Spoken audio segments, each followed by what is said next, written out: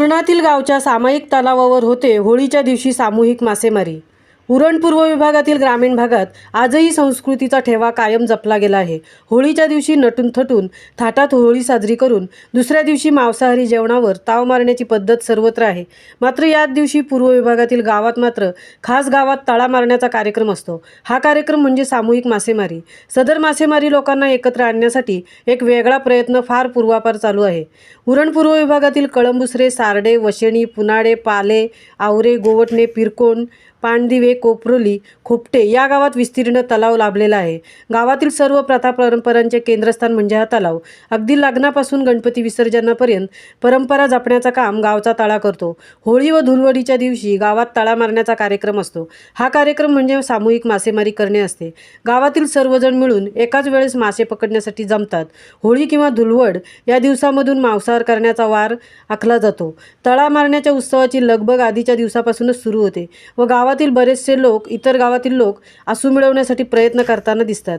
कारण तळा मारण्यासाठीचा एकमेव नियम म्हणजे आसूचा वापर करणे असते। कधीकधी मोठी जाळी वापरली जाते, त्याला येंडी म्हणतात।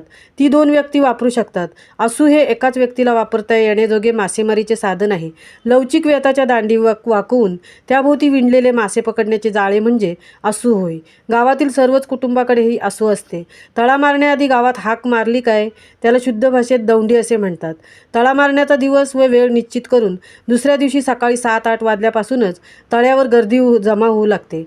हातात आसू आणि मासे साठवण्यासाठी पिशवी, बरणी, डोबुकरी आणली जात असून पकडलेले मासे सांभाळण्यासाठी कुटुंबातील एखादी व्यक्ती असते।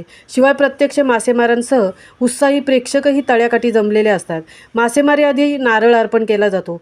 फोडल्याचं कळलं की तळ्याच्या काठावरील लोक तळ्यात प्रवेश करून मासे पकडण्यास सुरुवात करतात। एकाच वेळेस मोठ्या प्रमाणात नागरिक उतरल्याने पाणी ढवळले जाते व मासे वर येऊ लागतात। कटल्यांसारखे मोठे मासे मिळतात। तसेच सर्व जातींचे मासे एकत्र केले जातात व पकडणाऱ्यांना त्यांचा वाटा दिला जातो। त्यानंतर गावात पुरुष असतील त्याप्रमाणे मासे वाटले जातात व जिताडा व शिवरा यासारख्या मोठ्या माशांचा लिलाव केला जातो। गावकीच्या वतीने माशांचे बी पाण्यात सोडण्यात येते, त्यामुळे कटला, जिताडा, शिवरा हे मासेही सापडतात।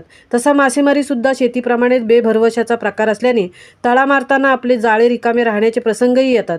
कधीकधी अधिक मिळवलेले मासे नातेवाईक व मित्रमंडळी यांना भेट म्हणून दिली जाते। या दिवशी गावात प्रत्येक घरात माशांची मेजवानी असते। तळा मारण्याची परंपरा गावात गेली कित्येक वर्षापासून रूढ असल्याने आजही होळीच्या दिवशी सर्व लोक आपली रूढी परंपरा यांचे जतन करतात। तलावातील मासेमारीतून दिसून येत आहे।